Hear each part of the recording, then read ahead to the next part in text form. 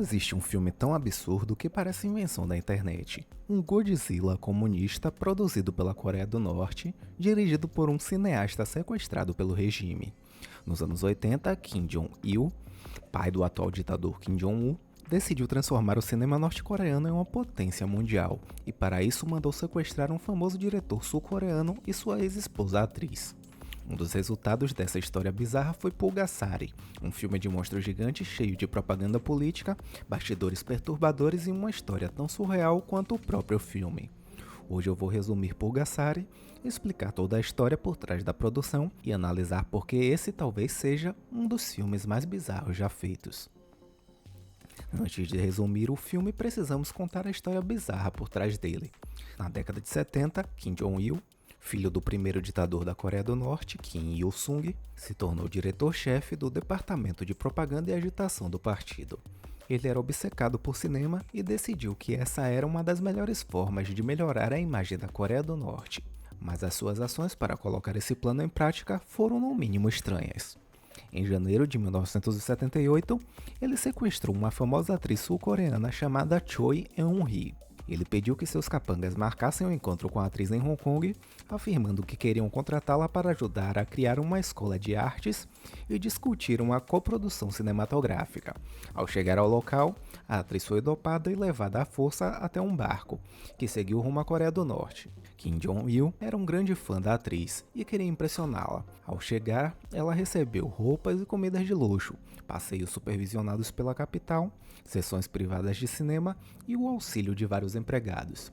Durante os anos em que ficou presa na Coreia do Norte, entre 1978 e 1986, Choi Eun-hee atuou em vários filmes de propaganda. Nessa época, era comum a Coreia do Norte sequestrar cidadãos sul-coreanos, japoneses e até de outras nacionalidades, normalmente para ensinarem suas línguas e costumes aos espiões da ditadura.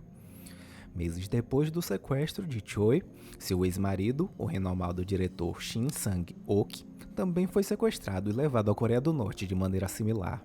Ele foi mais resistente e tentou fugir várias vezes, então acabou passando vários anos preso em um campo de reeducação, enquanto sofria tortura psicológica e fome.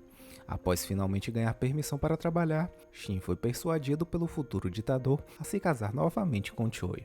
O mais curioso é que após fugirem, em 1986, eles continuaram casados até a morte de Shin, em 2006.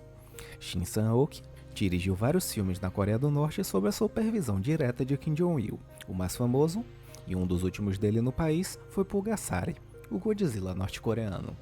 Para a produção do filme, uma equipe da Toho, que produz Godzilla, também foi enganada.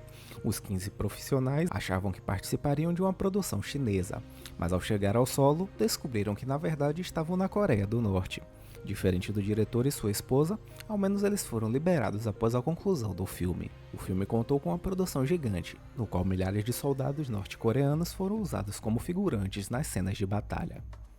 Agora vamos dar uma olhada no que se trata Pulgasari. O filme conta a história de uma vila onde existe um velho ferreiro idoso que é obrigado a produzir armas para um rei.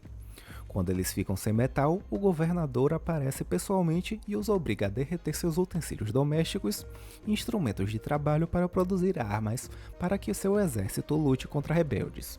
O que o governador não sabe é que o líder desses rebeldes, chamado Indy, também vive naquele lugar.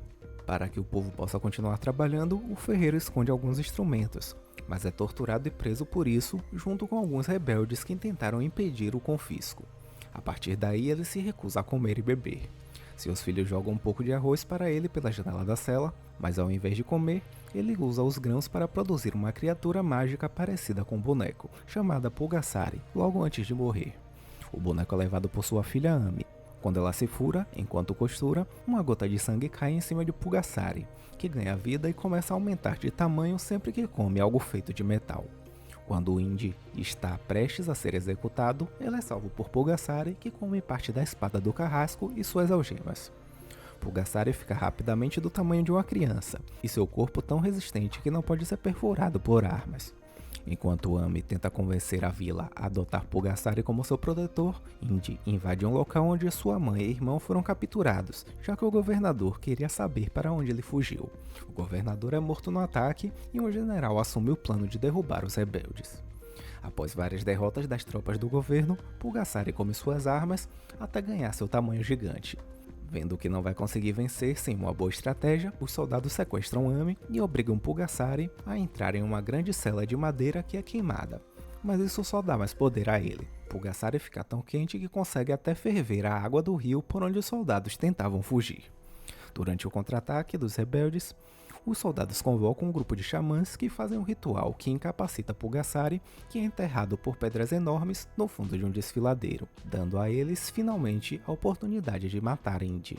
Ami invade a festa de comemoração dos soldados disfarçada de mulher da vida e dá um pouco de sangue a Pulgasari, ressuscitando o monstro.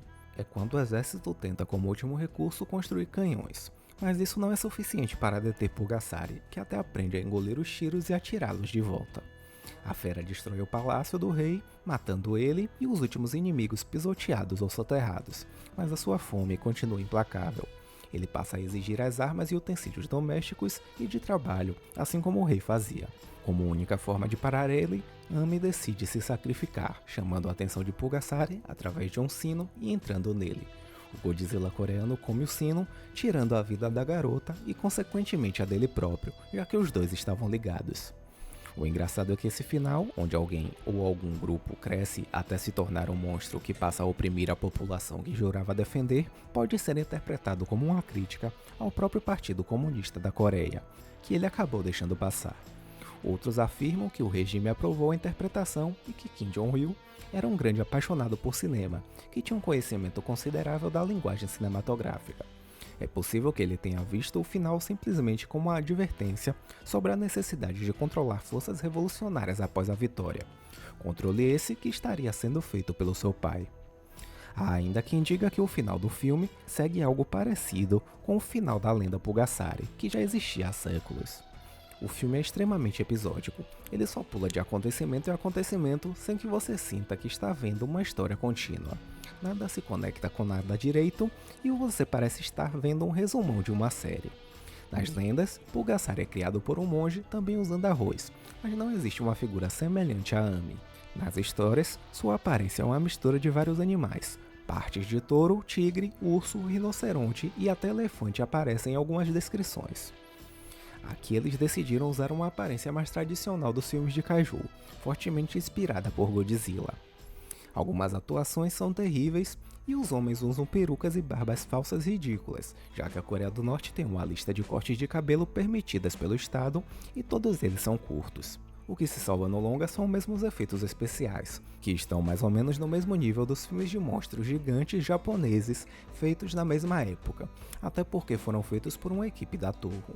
Foi o ator japonês Kenpachiro Satsuma, que vestiu o traje de Godzilla em vários filmes, que interpretou Pulgasari, inclusive.